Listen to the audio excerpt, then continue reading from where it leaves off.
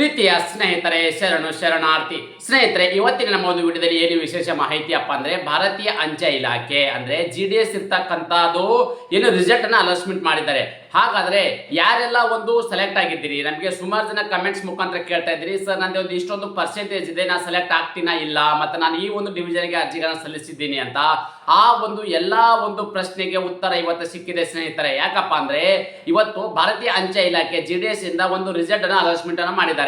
ಅಂದ್ರೆ ನೀವು ಯಾವ ಒಂದು ಜಿಲ್ಲೆಗೆ ಅರ್ಜಿಗಳನ್ನು ಸಲ್ಲಿಸಿದ್ದೀರಿ, ನೀವು ಸೆಲೆಕ್ಟ್ ಆಗಿದ್ದೀರಿ ಇಲ್ಲ ಅನ್ನೋದನ್ನ ಕುಲಂಕುಷವಾಗಿ ಚೆಕ್ ಅನ್ನ ಮಾಡ್ಕೋಬಹುದಾಗಿದೆ. ಹಾಗಾದ್ರೆ ನಿಮ್ಮ ರಿಸಲ್ಟ್ ಅನ್ನ ಹೇಗೆ ಚೆಕ್ ಮಾಡ್ಕೋಬೇಕೆಂಬುದನ್ನು ನಾನು ನಿಮಗೆ ಈ ವಿಡಿಯೋದಲ್ಲಿ ತಿಳಿಸ್ಕೊಡ್ತಿದ್ದೀನಿ, ಗಮನಿಸಿ.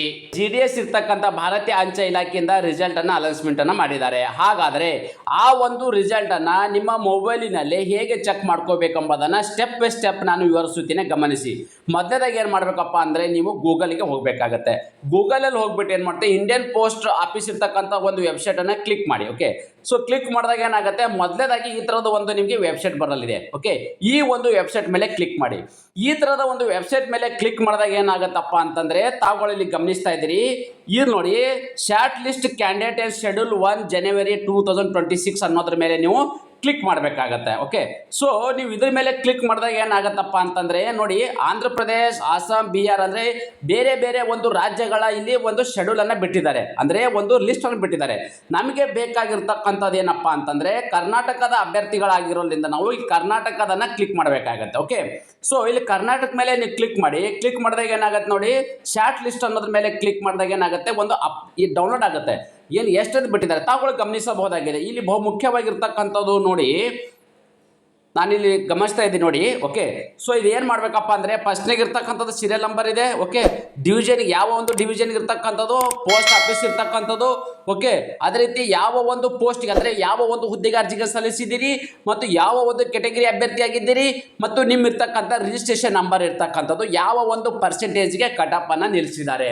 ಸ್ನೇಹಿತರೆ, ಇಲ್ಲಿ ಬೇಕಾಗಿರ್ತಕ್ಕಂಥದ್ದು ನೀವು ಅಂದರೆ ಇಲ್ಲಿ ಮಧ್ಯದ ಏನಪ್ಪ ಅಂದರೆ ಬಾಗಲಕೋಟೆ ಇರ್ತಕ್ಕಂಥದ್ದು, ಬಳ್ಳಾರಿ, ಓಕೆ, ಕಲಬುರಗಿ ಇರ್ತಕ್ಕಂಥದ್ದು, ಅಂದ್ರೆ ಯಾವೆಲ್ಲ ಒಂದು ಹುದ್ದೆಗಳ ಅರ್ಜಿಗಳು ಸಲ್ಲಿಸಿದ್ರಿ, ಯಾವ ಒಂದು ಪರ್ಸೆಂಟೇಜ್ಗೆ ಇಲ್ಲಿ ನಿಲ್ಲಿಸಿದ್ದಾರೆ, ಕಟಾಪ್ ಲಿಸ್ಟ್ ನಿಲ್ಲಿಸಿದ್ದಾರೆ, ಕುಲಂಕುಷವಾಗಿ ನೀವು ತಾವುಗಳು ಗಮನಿಸಬಹುದಾಗಿದೆ. ನೋಡಿ, ಟೋಟಲ್ ಆಗಿರ್ತಕ್ಕಂಥದ್ದು ಇದು ಎಷ್ಟಪ್ಪ ಅಂದ್ರೆ 36 ಪೇಜಸ್ ಇರ್ತಕ್ಕಂಥದ್ದು. ಓಕೆ, ಸೊ 36 ಪೇಜಸ್ ನಾನು ಇಲ್ಲಿ ಫುಲ್ ತೋರಿಸೋದ್ರಿಂದ ಏನು ಯೂಸೇಬಲ್ ಆಗಿರೋದಿಲ್ಲ. ಡೈರೆಕ್ಟ್ ಆಗಿ ಈ ಒಂದು ಏನು PDF ಫೈಲ್ ಇದೆ, ನನ್ನ ಟೆಲಿಗ್ರಾಮ್ಗೆ ಜಾಯ್ನ್ ಆಗಿ, ಯೂಟ್ಯೂಬ್ ಡಿಸ್ಕ್ರಿಪ್ಷನ್ ಬಾಕ್ಸ್ ಅಲ್ಲಿ ನಿಮಗೆ ಲಿಂಕ್ ಅನ್ನು ಕೊಟ್ಟಿರ್ತೇನೆ. ನಮ್ಮ ಟೆಲಿಗ್ರಾಮ್ಗೆ ಜಾಯ್ನ್ ಆಗಿ ಅಲ್ಲಿ ಒಂದು ಈ ಒಂದು ರಿಸಲ್ಟ್ ಅನ್ನು ತಾವುಗಳು ಗಮನಿಸಬಹುದಾಗಿದೆ.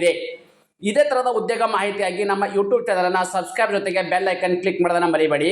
ಅದಕ್ಕಿಂತ ಮುಂಚಿತವಾಗಿ ಏನಪ್ಪಾ ಅಂದ್ರೆ ಇದು ಬಿಟ್ಟಿರೋದು ಫಸ್ಟ್ನೇ ಲಿಸ್ಟ್ ಅನ್ನ ಬಿಟ್ಟಿದ್ದಾರೆ, ತಾವುಗಳು ಗಮನಿಸಬಹುದಾಗಿದೆ. ಇದು ಫಸ್ಟ್ ಲಿಸ್ಟ್ ಇರ್ತಕ್ಕಂಥದ್ದು.